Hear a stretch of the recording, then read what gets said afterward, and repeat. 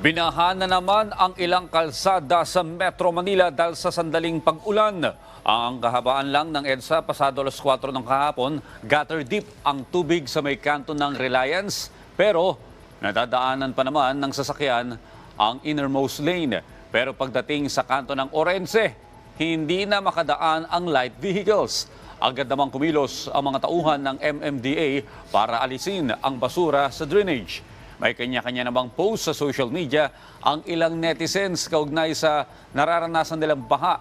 Katulad na lamang ng video na ito na ipinadala ni Lani Computo ng Barangay Commonwealth sa Quezon City kung saan makikitang umaagos sa kalye ang tubig. Parang ilog rin ang agos ng baha sa bahaging ito ng bagong baryo sa Caloocan. Lubog rin sa baha ang kalsada ng M-Yulo sa Mandaluyong City. May ilang sasakyang tumirik at kinailangang itulak. Kita rin ng isang lalaki at babae habang inililikas ang kanilang aso na isinakay nila sa styrofoam para hindi mabasa hanggang sa maikarga nila ito sa isang fire truck.